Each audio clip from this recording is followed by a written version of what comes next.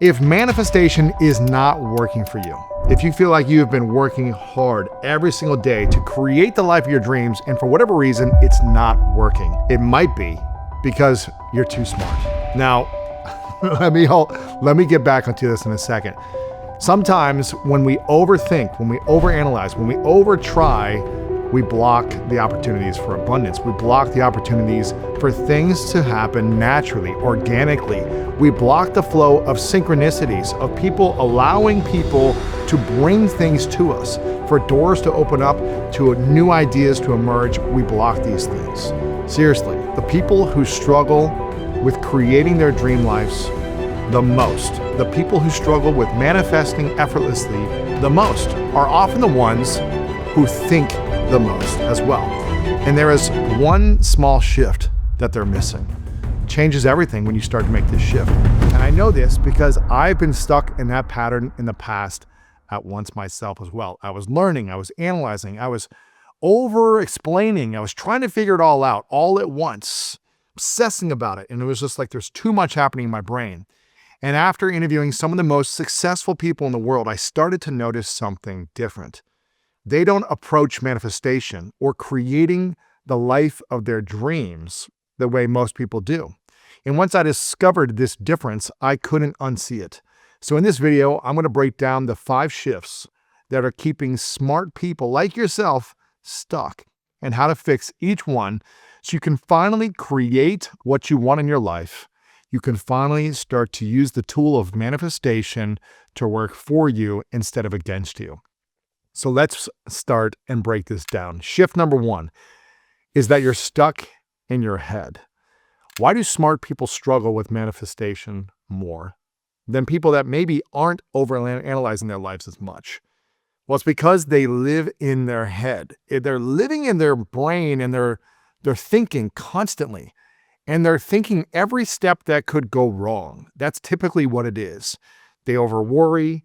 They over-complain sometimes, they over-analyze, and they over-stress. And this stress blocks joy.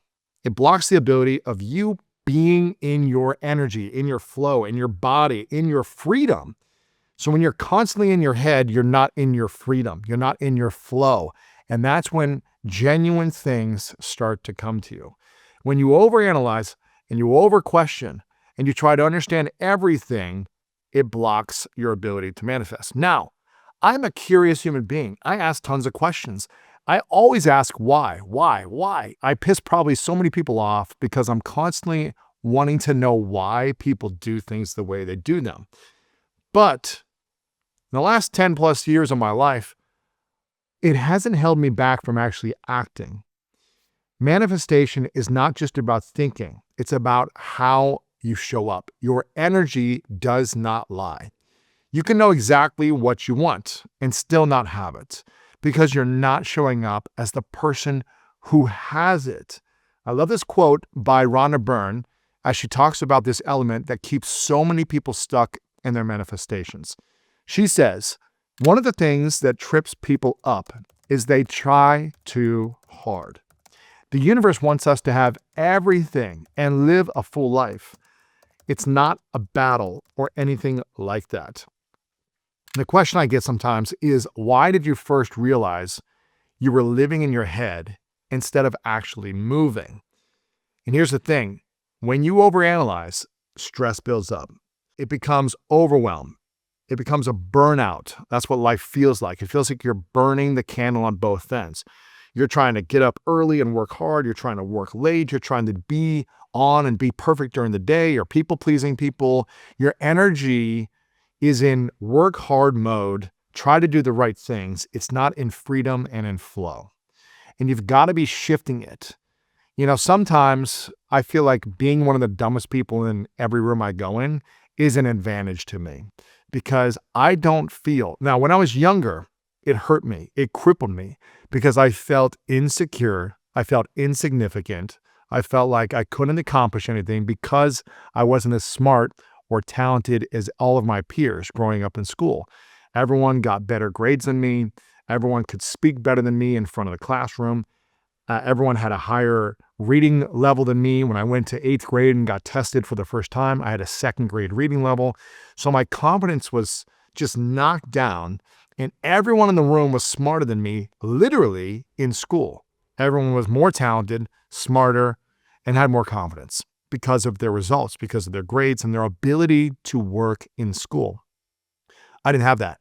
So I had a false sense of insecurity, and I was crippled with self-doubt most of my teens and into my 20s. And it became a point where I finally said in my early 20s that I'm going to overcome this fear. I'm going to let this go. I'm not going to be the smartest person, and that's okay. I'm not going to be the most educated person, and that's okay. I'm not going to be able to speak the best in front of public, and that's okay. I'm not going to have the answers, and that's okay. And I said, instead of trying to be smarter than other people to fit in, why don't I be the complete opposite? Why don't I own who I am and just bring energy, passion, curiosity, joy, bring all these other fun, unique abilities to life and be present with people. Where most people are worried about what other people are thinking about them, that's something I had for most of my life. I just said, how can I be curious about these people instead? How can I ask curious questions? How can I ask why and be even more interested in them than interested in what I'm trying to say in front of them? And that created a sense of relationship with so many people by just showing up with full passion, full energy, and full flow. And when I learned to break the pattern of overanalyzing, overthinking, or what are people thinking about me? Or why am I not smart enough? Why am I not talented enough? Why am I not good enough? And I stopped trying to be the smartest person in the room. Instead, just tried to be the most interested person in the room, interested in other people. Then my pattern changed. My pattern originally was I couldn't explain success. I couldn't break it down. I could teach it, but I wasn't fully living it. I wasn't being it. I could see other people, but I didn't know how to emulate it. And knowledge feels like progress, but without alignment, it keeps you stuck. So how many of you right now, you know you're smart, like you got great grades in school.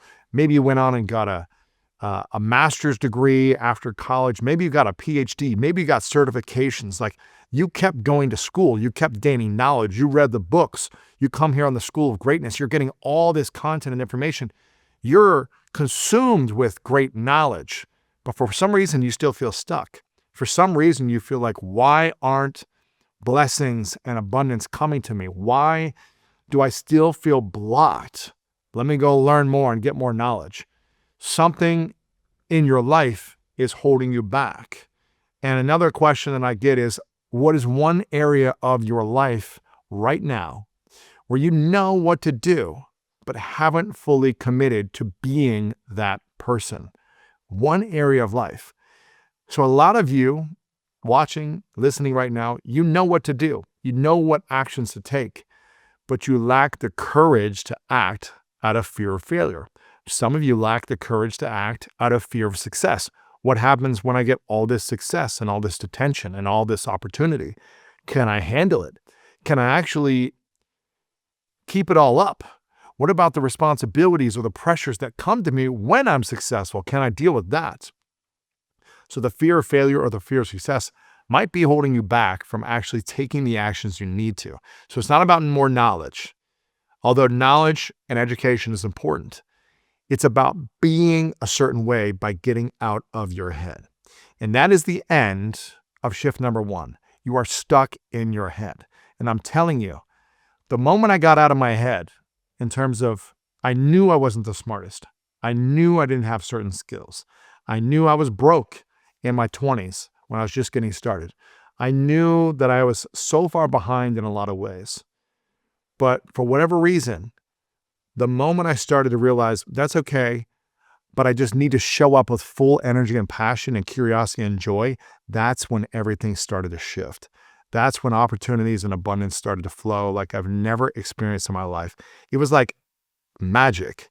It was like, boom, okay, I'm out of my head, I'm into my heart, and I'm connecting with human beings by being curious, by being passionate, by following up and seeing how can I add value to you? How can I be of service? By doing that, that's when everything started to unlock and open up. And it was like, oh, this manifestation thing, my dreams can become reality so much faster the moment I got unstuck in my head. Shift number 2, you're overthinking every move you make. So how does overthinking actually block the things you want in your life? Well, overthinking creates hesitation. It sounds like this, okay? Here's what it sounds like. Is it the right move to make right now? Should I really say this to this person? Well, what if that doesn't work out? What if they don't like me when I do this? What will my parents think? What will my peers think? What will my spouse think? Oh man, I have all these other responsibilities. I probably shouldn't go make that trip and go for it. Am I really ready yet? Well, maybe I need 4 more years of school before then I can take the leap. Well, what if I take the leap now and people judge me? And while you're overthinking, you're not taking action. You're not actually moving forward. You're not seeing what's working. You're not getting feedback. You're not getting intel. And the only way you're going to create the life you want is by getting feedback as fast as possible. That means you have to try something. You have to see, did this work? Did this not work? How could I do it better? How can I improve? Let me try it again. Let me try it a different way. You can't just think your way to manifesting. You have to be a certain way to create and attract what you want in your life, because manifestation requires momentum, but overthinking kills momentum. I love this quote by Pritchett, who we've had on the show a couple of times now. He's known for his quantum leap framework, and he has the ultimate quote for overcoming this block. He says, anything of significance that a person has achieved over their life, they didn't know how to do it when they started. You don't know how to do things. Maybe you have a mentor with a model that you can mimic. You've seen someone 2 years, 5 years, 10 years, 20 years ahead of you who didn't know how to do it as well, but they figured it out through a mentor or through stumbling, through taking action, through getting feedback and getting information. And you could see a mentor that you either work with personally or you see online or you read their book who has a model that you can mimic, a model for how they created the life that you see and that you want as well. They created the success, the result, the pathway that you are looking for. And you just need to start mimicking that by taking similar actions that they took, getting feedback and adjusting along the way. A question you can ask is about a time when you moved without all the answers in your personal life, and when did it work out? When was that time for you? When did you take a risk without knowing the answer? When did you take a risk on asking the person out, on asking for a sale, on doing something courageous and not knowing, is this going to work out or not? Am I going to get a rejection? Are they going to laugh at me? When was the last time you did that in your life? You need to reflect on that and understand that you're not always going to have the answers worked out and figured out before you actually try the thing you want to do.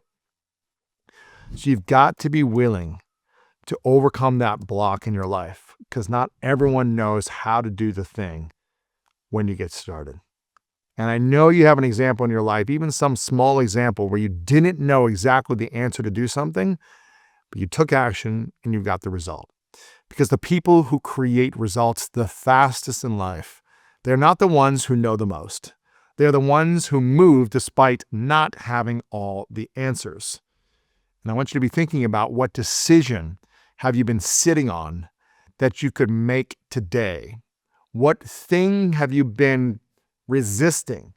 And almost every time I go and speak at a mastermind or a business conference, and I ask people, raise your hand if for the last year or two you've been thinking about launching a new project, whether it be launching and writing a new book, launching a podcast, launching a video series, starting a business, creating that side project, putting your music or your art out into the world. And I say, raise your hand if you've been thinking about launching this project, this dream project that you have, for the last year or two. A lot of people raise their hands. And I say, keep your hands up if you've been thinking about launching this idea or this passion project for 5 years. And so many people keep their hands up. And I say, keep it up if you've been thinking about this idea for 10 years. And there's a certain percentage of the room that still has their hand up, who've been thinking about this idea for 10 years. And I want you to share in the comments below. If you have a dream, if you have some project, whether it be your art, your music, putting dance out into the world, starting something new, writing a book, whatever it is, let me know how long you've been thinking about putting that out into the world, but you've been hesitant. You've been waiting. You've been waiting for the right time, waiting for the right moment, waiting until you feel fully prepared, waiting until you get the right education, waiting until you get permission from someone else, waiting, analyzing. Well, I'm going to put it out when I feel like I'm ready, when I have more time. Be honest. Share in the comments below. What is the thing that you have been thinking about in your mind that you want to put out into the world, but you haven't because for whatever reason, you have an excuse.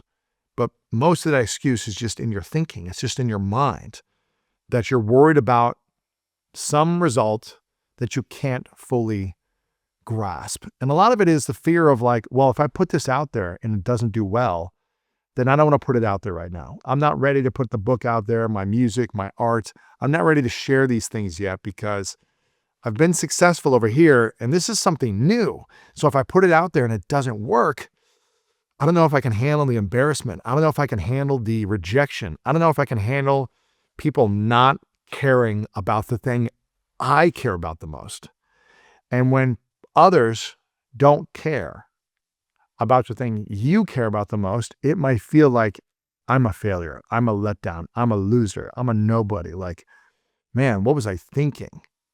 Exactly. Stop thinking. Stop overanalyzing.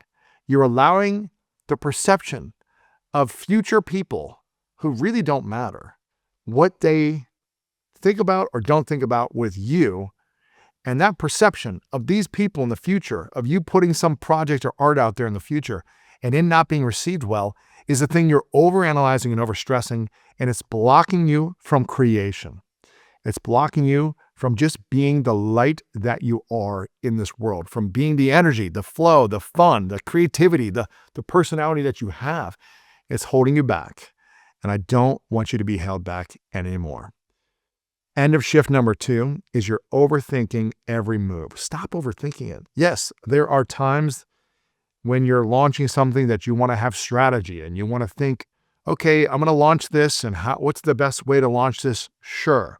Those are good things, but don't overanalyze. Set a date, put it out there, and it's not going to be perfect when you put something out there. It never will be, and that's okay as well. The more you overthink every single move, the more you're going to block your manifestation. School of Greatness is brought to you in partnership with Airbnb. And one of the things that I've learned from traveling to big events is how much it changes the experience when you actually have a place that feels like home. After a full day of conversations, meetings, or being around that event energy, it's nice to come back somewhere that feels comfortable, somewhere you can reset, recharge, and feel connected to the city that you're actually in. And it made me think about my own upcoming travel in a different way. And when I'm away, there may be people coming into my city for a game, a conference, or a special event, looking for that same kind of experience, a comfortable place to stay, real local recommendations, and a better feel for the culture. And that's what I love about putting your space on Airbnb. You're not just opening a door, you're giving someone a chance to experience the area through your eyes. And you can earn some extra income while you're away. Your home might be worth more than you think. Find out how much at airbnb.com/host. Shift number 3, you don't trust yourself yet. Man, I think my whole life I didn't trust myself. I was like really living in shame and guilt and insecurity and lacked skills, lacked education, lacked confidence, lacked competence, lacked relationships. I just doubted myself left and right. And I lived in this crippling nonsense in my mind. And I used the idea of let me overwork in sports to get really good at something so at least I can hold on to being liked or being valuable in one area of life, because every other area of life I was not valuable in. I was not good at. I didn't have confidence at. So in my teens, I started to get really good at sports And that became my identity. I was like, I need to be good at this thing because I don't have anything else I'm good at. And I suck at everything. So if I'm not good here, then what's the point of even being alive? And you don't trust yourself yet. That's shift number 3. What's really underneath all of the overthinking is a lack of self-trust.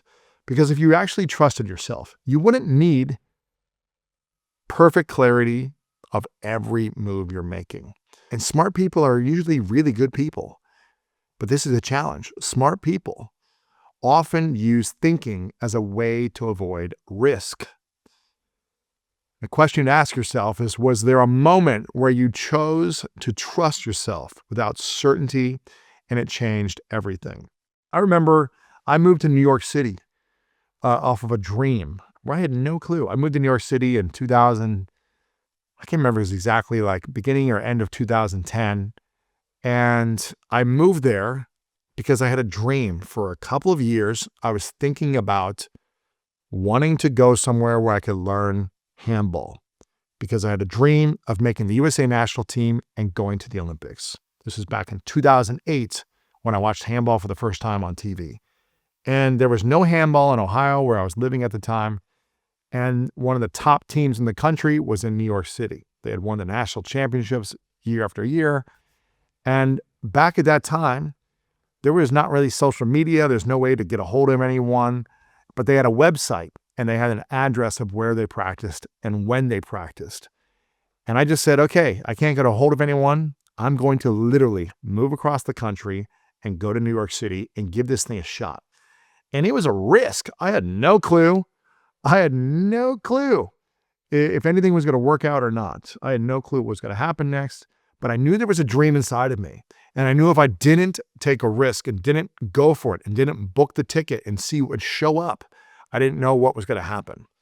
So when I went there, I had zero clue what was going to happen. I showed up in that gym that first night and I was literally laughed at because I told people my dreams.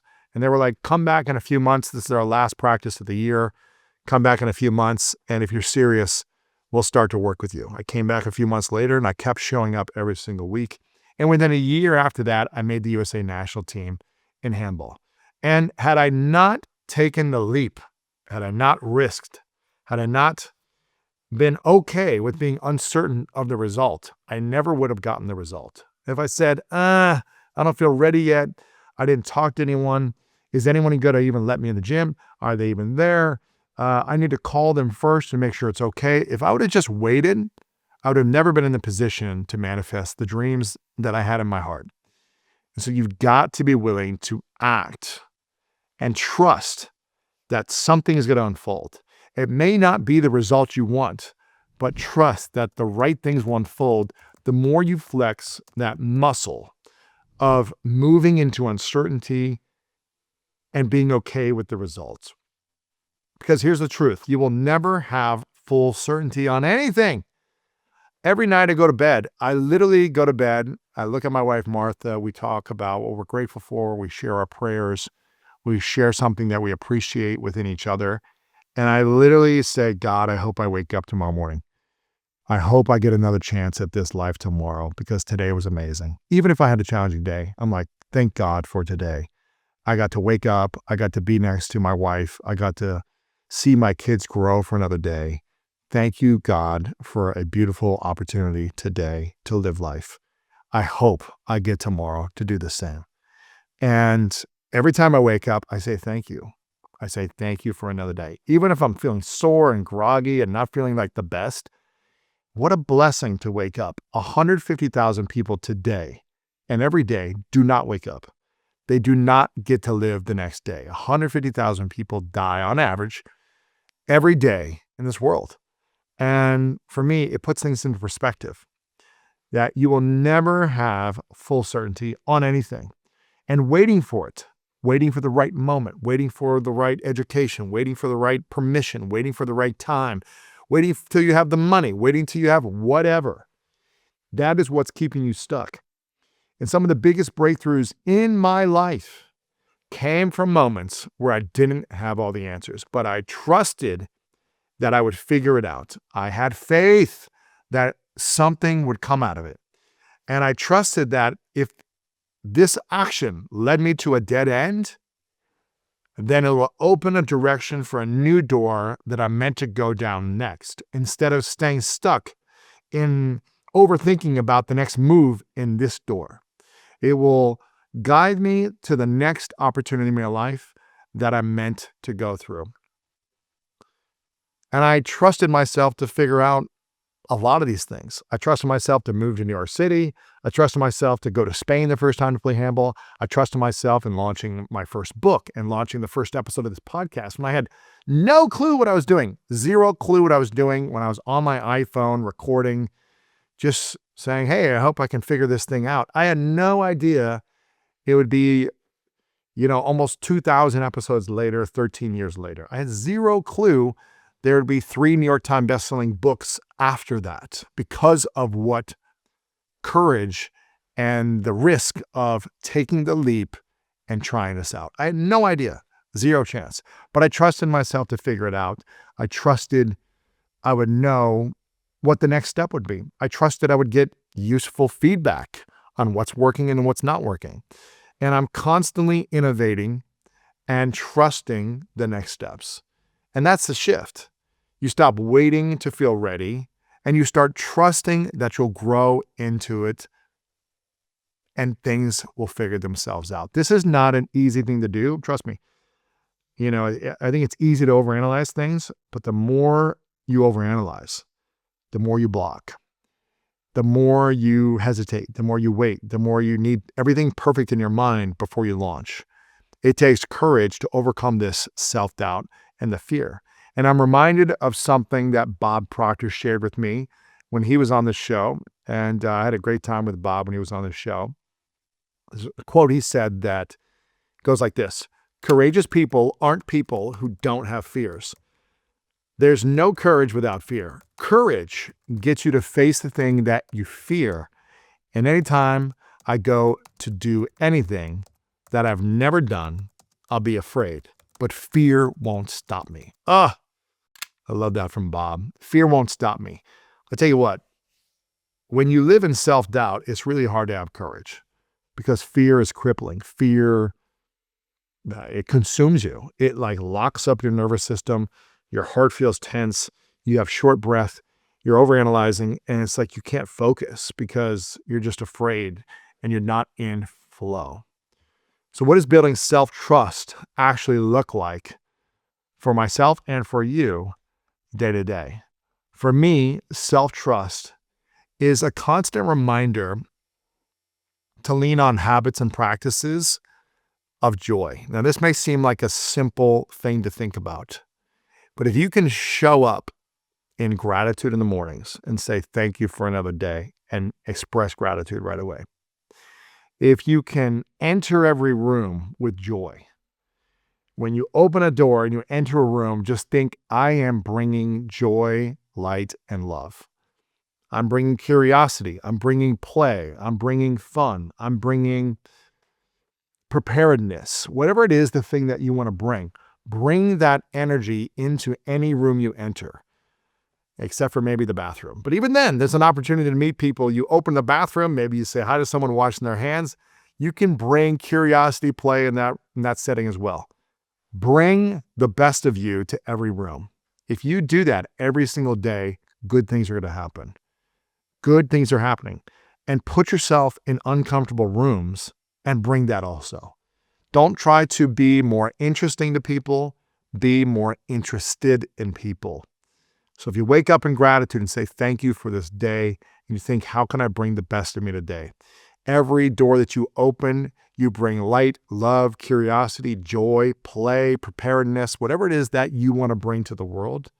If you do those things, I'm telling you, it's going to help you overcome the fears and insecurities, because you're going to fail. You're going to look silly and stupid at times. So what? So what? That is the entry price to manifestation. Allowing yourself to just be silly, goofy, playful, knowing you're going to make mistakes, knowing it's not going to look perfect. And it's not the point to look perfect. Your job is never to look perfect. It's to give your best. It's to be as prepared as possible. It's to act with courage. It's to be consistent and constantly show up. That is your job. And to release the results and be willing to see what comes to you. Whatever comes is meant to come. And it might be bigger and better than the goals that you had in mind. You may not accomplish the goals, but the energy you bring and the consistency you bring is going to develop so much self-trust, so much self-belief, so many good connections with people, so many great opportunities are going to come to you that you're never going to feel stuck. So this is the end of shift number 3. You don't trust yourself yet, and it's time you start trusting yourself. Shift number 4, you're trying to control how it happens. So what is the biggest mistake people make when they're trying to manifest? Well, they try to control every little detail. Smart people love strategy. They love having everything figured out ahead of time, but manifestation requires trust, flow, not knowing exactly how it's all going to work out. You get clear on what you want, but you don't have to force how it has to happen. And this is like a dance. This is like a dance with your daily life. This is a dance with synchronicities, with opportunities, with possibilities. You are one decision away, one relationship away, one piece of content away, one conversation away, one courageous act away from creating a life that you never imagined or stepping into the life that you always dreamed of. And I'm telling you, when I was sleeping on my sister's couch for 1.5 years, those first 6 months, I was not happy. And I was ruminating on all the things that had gone wrong in my life. I got injured. My dream of trying to make it to the NFL didn't happen.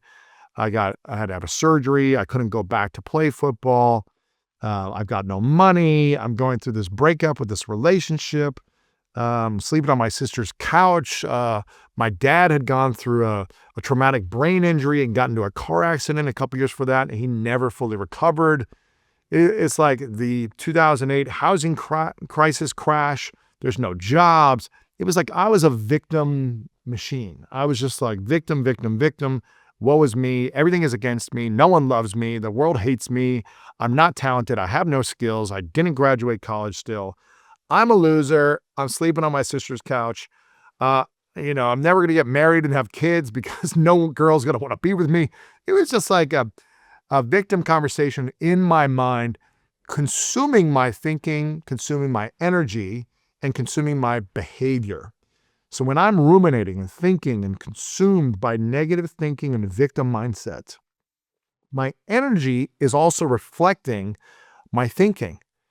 And if my energy is reflecting my thinking, my actions are reflecting the thinking as well. So the thoughts influence energy. Energy influences the emotions, which influence our behaviors and how we show up.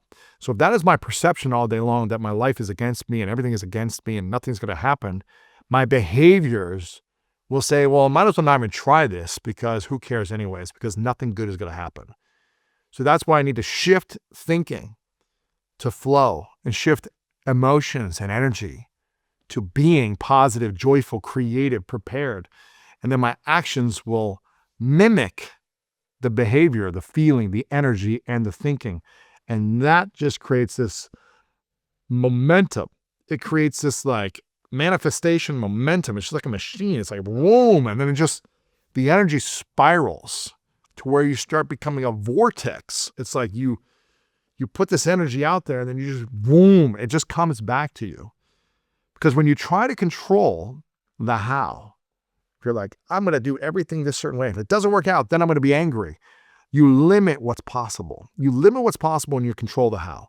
Dr. Joe Dispenza has been on the show many times, and he has a great quote that expresses this uncomfortable but essential need to give up control in order to truly allow change to happen in your life. He said this quote, you got to lay down the very thing you've used your whole life to get what you want for something greater to occur.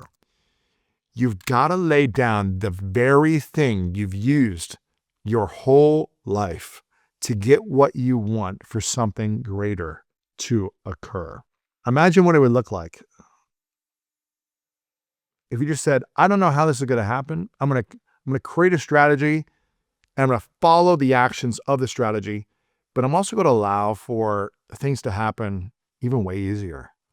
I'm just going to allow for it to happen if it does. I'm going to keep showing up and being consistent and working hard, but I'm going to allow for possibilities. It doesn't have to be the exact way of the strategy, and that's okay. And I want you to think about a time something incredible happened in your life because of how you let go of the how and you thought it was supposed to look, like of how you let go of the how and the way it was supposed to look. Share below a time something incredible happened because you let go of how it was supposed to happen or how it was supposed to look. And there have been so many times where it's like, man, I really want an opportunity, or I wish someone in my network would show up for me around something, and maybe they don't do it or whatever reason. But then I'm just like, something unexpected or someone unexpected I never thought would reach out to me or help me. I just ask them for something and they do it right away. At the end of last year, I was asking someone that I just met briefly, but we had a great interaction. We maybe spent an hour together. It was the first time I met this person. Spent an hour just being curious, adding value, trying to support him. And then a few months later, he reached out to me randomly and said, hey, I'm looking to make some donations at the end of the year. He's got a lot of money, he said. And for whatever reason, I thought of you. I loved our time together. Is there anything you're looking to receive donations for? And I actually said, yeah, I just launched this, LA handball team. We're looking to take it to the national championships for the first time in 16 years. They haven't won the national championship. And I've been raising money for this because it's a lot to take on. I'd love for you to donate. And he was like, yeah, I was going to donate $5,000 for you if that's okay. I go, hey man, you give me $5. I don't care. Yeah, it's great. 5,000. And then I sent him the link of where he could donate. And then he texted me back and he said, you know what? You're just so amazing what you've been up to and so inspiring. And I loved our conversation. I just gave you 10,000. I just want to say thank you. And I was just like, out of nowhere, someone reached out to me and said, hey, here's $10,000 for you. And it was just like unexpected. It doesn't have to look and feel and be a certain way sometimes. Now, I'm constantly showing up and adding value. I'm being consistent. It's not like this just comes out of nowhere just because I think it and I sit around on my couch all day. It's adding value and being a certain energy consistently. And when I said, like, I wake up and I say thank you, I express gratitude. I do my best to behave in a way that allows for this. And this doesn't mean every day I'm perfect. You ask my wife, you ask my team, you ask my best friends, I've got off days. I'm not always perfect every single day. But this is thinking, how can I give my best? How can I show up as consistent as possible with that energy? And allow for magic, allow for possibilities, allow for people to show up as well and support me. And that also means I'm showing up for other people. I'm showing up and giving to other people. I'm contributing to other people. And that energy just flows back as well. So some of the best things in my life came in ways I could have never predicted, but I would have missed them if I was too attached to a certain plan needing to happen, needing to work out. Clarity of vision is key. You've got to be clear on the vision you want to create for your life, but flexibility in the execution, that's where the alignment and the magic happens.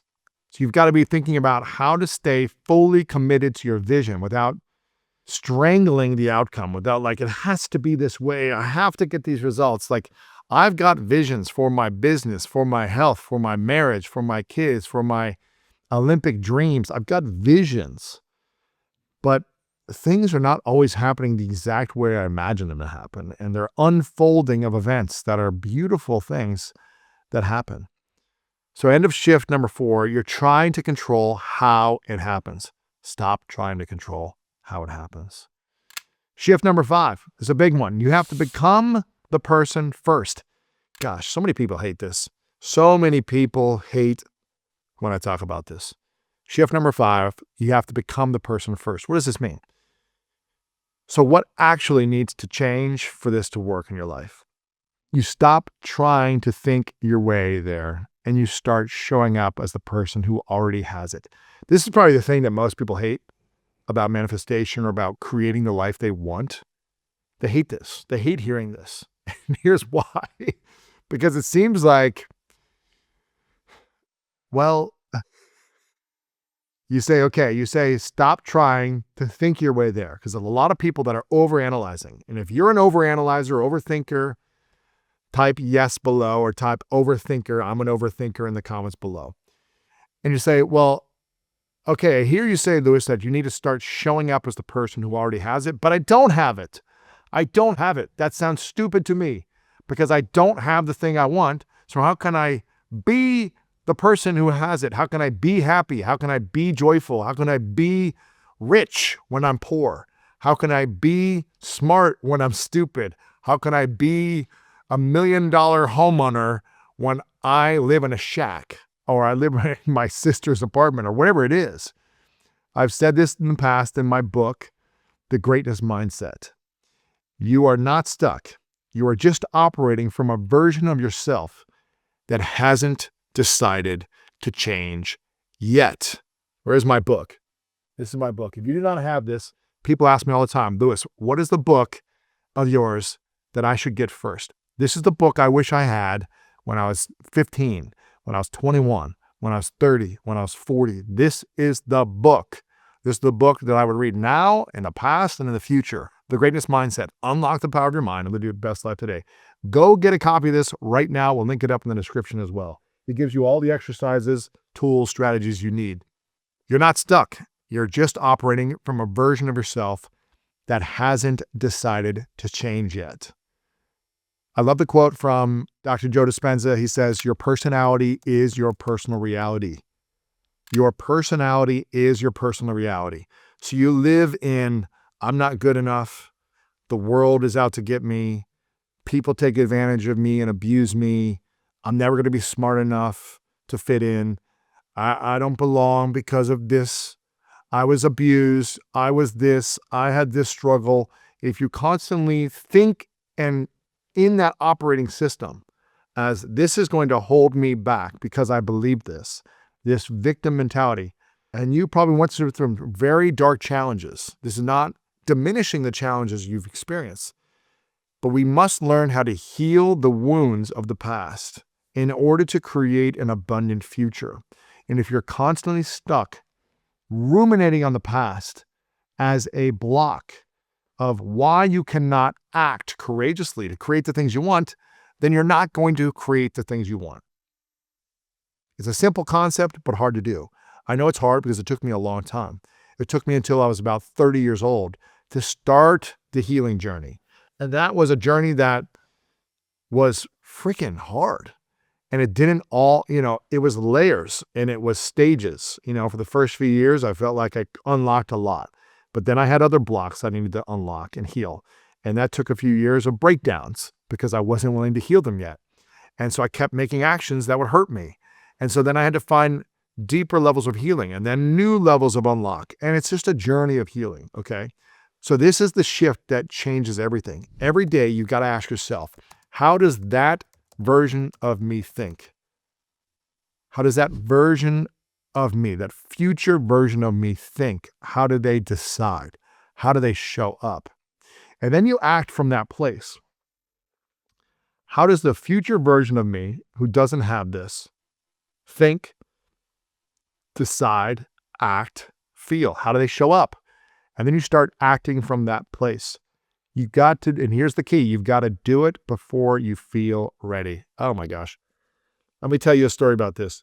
When I was 16, 17, 18, and 19, all those summers, those 4 summers from 16 to 19, I gave myself 3-month challenges, roughly 3 months. I guess summers back in school was like, 2.5 months or like 10 weeks or something.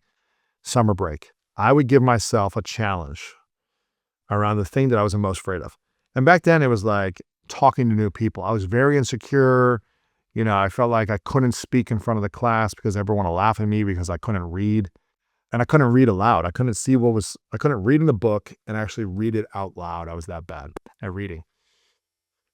And so a lot of it was like, I was afraid to just go up and talk to people because I was afraid people were going to laugh at me because I would have nothing good to say. It's funny, right?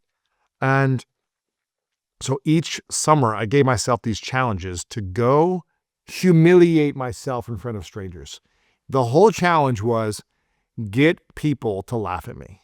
Like, not in a good way, but go up and say something, introduce myself. I remember when I was like the summer of my junior year or sophomore year in high school, whatever, 16 years old, I was like, okay, I'm afraid of girls, so I need to go up to any girl that I think is cute. I'm going to go up and say hello. And I did that in the first like 2-3 weeks. Like every girl like ran away from me and just kind of like laughed at me, and they were like, ew, whatever it was. I just didn't know how to talk to girls. I was like, I have no clue. I was like this tall, goofy looking, skinny kid with big ears and big teeth. And I had no clue how to talk to people, let alone girls. I was like, what do I do? And first couple weeks, like girls were just like running away from me or just like, laughing at me or making fun or whatever. And then I was like, okay, that didn't work. How do I just have a conversation where someone doesn't run away? It's like, how do I have a conversation where someone doesn't laugh at me? How do I learn to just show up differently and show up just like, how do I show up as a gentleman? How do I show up and just say, hello, my name's Lewis. What's your name? Can I just do that over and over again? And by the end of the summer, it was like I was talking to everyone. I was talking to people. People were saying hello to me. I was having good conversations. And I started to overcome that fear. I remember a few years later, I was going to like my first business conference. I was like 19. I was an intern for a company, an insurance company. And there was a conference that summer that all the employees, it's like thousands of employees from around the country came to, and I went. And I remember I was like, okay, I talked to girls my age like a couple of years before, but I've never talked to like people older than me. So I was like, I'm going to go up to any person older than me, men, women, and just strike up a conversation. And I'm like 18 or 19. And I'm just like, I'm a nobody here. Everyone here is more successful, more talented, more knowledgeable. And I just went up to everyone, tables. I went up and said hello to people. And I was just like, hi, my name's Lewis. What's your name? And I just started figuring out what questions get people to engage back with me. Instead of what do you do? Or why are you here? I was like, oh, I asked those questions and people didn't care to talk to me. Let me think of better questions. What are you most grateful for today? What are you most excited about in your life? Just asking different questions to get people to feel something created an energy of feeling, an energy of flow. And that energy of feeling rather than thinking something created opportunities. And so you've got to be willing to act from that place of the future self. Before you feel ready, before you know what to say, before you know what to share, before it makes sense, before you have proof. Show up, act, and you're going to get feedback quickly. And if you don't know what your future self would do, then think of who comes to mind when you think of someone who fully lives this way. And they do whatever it takes to create this life for themselves. Like who of your friends it just feels like fearless, like they can go up and talk to anyone. They have an idea and they start on it right away. They put it out there. Like who do you know that just does this? Start to embody that person's energy, because manifestation is not about attracting something new. It's about aligning with who you need to be to then be able to receive what you want. But if you feel like, well, I have to have this first for me to be a certain way, you're never going to get it. You've got to be joy, be energy, be curious, be positive, be fun, be play, and be a positive contribution in the world. And when you are a positive contribution in the world, you don't need to have all the talent or all the skills, because that is one of the most coveted resources that anyone has. It's a positive attitude. It's a positive energy. Energy does not lie. No one wants to be around a talented, smart actor. They want to be around positive people who lift them up. And you can teach people skills to make them smarter. It's hard to teach people how to be more energy driven and community driven as well, being of service. So when was the last time you made a big decision from your future self and not your current circumstances? Something to reflect on. When was the last time? Maybe it was back when you were in school. Maybe when you had a gap year and you were like, I'm going to be courageous and I'm going to go travel for 6 months and just go for it. And for whatever reason, you fell back into a way of thinking to survive. So the end of shift number 5 is you have to become the person first. Now I'm going to give you a 30-day embodiment and alignment challenge. If you are ready to start applying this in your life, where should you start? Well, I want you to start simple. I don't want you to overcomplicate this and say, for the next 10 years, this is what I'm going to do. 30 days. I gave myself 10 weeks during summer as like social experiments. You don't even need 10 weeks. I want you 30 days. For the next 30 days, I want you to notice when you're overthinking and you've got to interrupt it with action. Make one decision daily from your future self that is creating the most magical life of your dreams. And I want you to stop asking, well, what happens if it fails? Or what happens if they laugh at me? And start asking, what happens when this works? What happens if this succeeds beyond my wildest dreams? And I need you to release the need to control every outcome. Let it go. You can have a vision of what you want to create, but let go of the result and the outcome of the timeline. Because every day, I need you to practice showing up as the person you want to become. Not perfectly, but consistently. So if you want to become more courageous, every day you get to become courageous. One act. What is that? What is the thing you fear the most?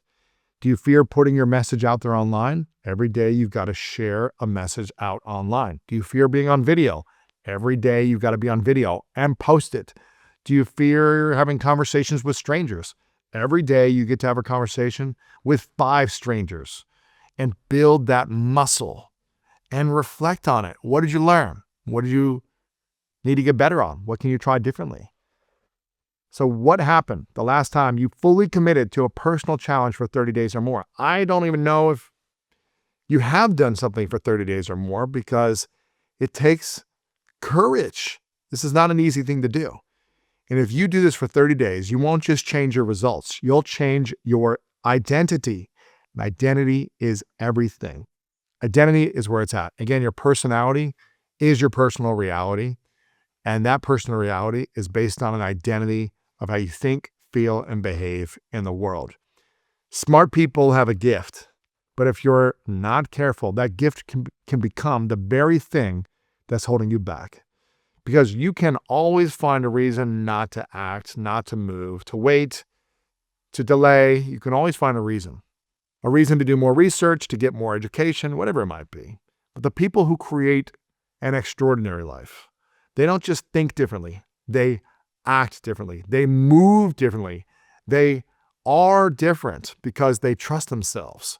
They move with courage. They embody the version of themselves that they want to become in the future, not the past. And the moment you start doing that, your life will start to reflect it. Take 30 days of action every single day. I want to see you do this. If you're committed, type below in the comments that you are committed. Let me know what you're going to work on. What is that thing you want to do every single day for the next 30 days? I want to remind you, if no one's told you lately that you are loved, you are worthy, and you matter, I'm so grateful for you. And go out there and have a great day. What if the reason that you're not where you want to be right now has nothing to do with how much effort you're actually putting in? What if it's not about the grind? What if it's not about working harder?